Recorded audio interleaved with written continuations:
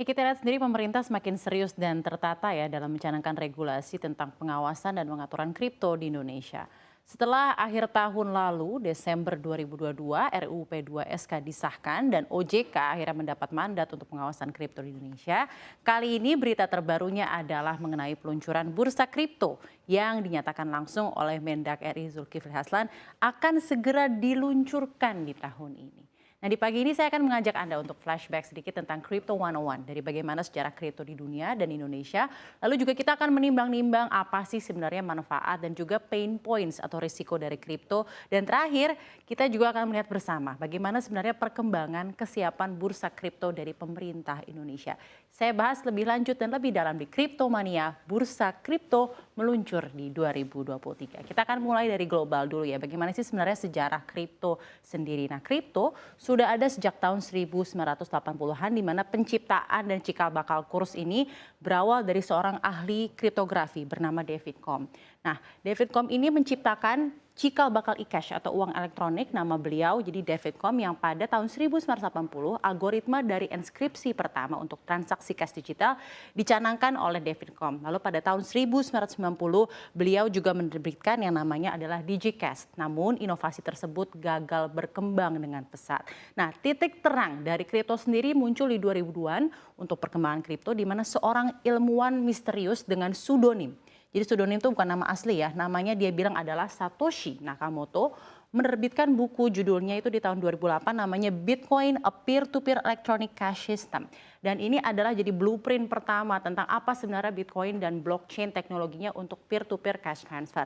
Setahun kemudian, Satoshi, ilmuwan pseudonym ini merilis perdana mata uang kripto yang namanya Bitcoin. Pas kita pernah dengar ke publik, dan pelepasan Bitcoin ini jadi cikal bakal dan juga mendapat dukungan dari pelaku kriptografi dengan pesat, dan pada 2010 lah semuanya menjadi terlihat dan bermunculan di mana ada mata uang kripto lainnya yang kita tahu ada berkembang banyak dan saat ini itu juga berkembang pesat. Bagaimana di 2022 di Indonesia sendiri kita lihat per 2022 kita tahu ada RUU P2SK, lalu juga Indonesia sendiri kripto memang sangat marak ya diperdagangkan di Indonesia selama beberapa tahun terakhir. Bahkan dari Menteri Keuangan Sri Mulyani sendiri sempat bilang dengan fenomena yang namanya crypto boom. Karena masyarakat Indonesia sendiri sempat sangat gandrung sekali berinvestasi aset kripto ini.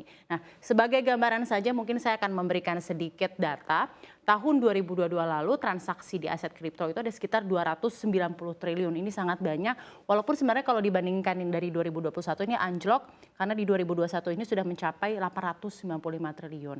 Nah, mengapa? Karena PLT Kepala Bapepti Didit Nurdiatmoko menjelaskan salah satu penyebabnya adalah anjloknya transaksi aset kripto ini, amblesnya dari nilai token kripto bernama Luna di awal tahun lalu, mungkin kita masih ingat, dan masalah tersebut membuat banyak orang jadi berpikir ulang lagi untuk berinvestasi ke kripto. Nah, selama ini kita tahu di Indonesia transaksi kripto diawasi oleh Bapepti, Badan Pengawasan Perdagangan Berjangka Komoditi Indonesia, dan per adanya disahkan RUU P2SK diawasi OJK. Jadi kripto ini akan diawasi under Otoritas Jasa Keuangan di bawah wewenang dari Kepala Eksekutif OJK yang baru, yaitu Kepala Eksekutif Pengawas Inovasi Teknologi Sektor Keuangan, Aset Keuangan Digital, dan Aset Kripto. Jadi akan memang sudah ada regulasi terbaru, bahkan akan ada pengangkatan kepala eksekutif baru dari OJK untuk pengawasan kripto di Indonesia. Nah, sekarang kita melihat bersama sebenarnya hal positif dari kripto tuh apa saja sih? Pertama tentunya adalah kemudahan bertransaksi dan pemangkasan birokrasi serta proses administrasi karena memang peer to peer. Lalu juga ini mendukung perkembangan teknologi blockchain, mendukung kemunculan lapangan kerja baru di era digital, keuntungan investasi yang tinggi, high return dari kripto sendiri, dan juga melindungi privasi. Karena memang kripto ini dienkripsi ya, tidak seperti rekening bank yang menggunakan nama asli, identitas asli pengguna itu tidak digunakan dalam akun kripto. Jadi pengguna bisa disembunyikan, tetapi semua orang dapat melihat semua transaksi yang terjadi di blockchain. Selain itu, tidak ada batasan atau aturan untuk apa transaksi kripto digunakan. Nah, jadi memang itulah keuntungannya, memang lebih ke fleksibilitas dan juga pemangkasan birokrasi dan kecepatan. Namun kita lihat juga bersama hal negatif dari kripto itu apa saja sih?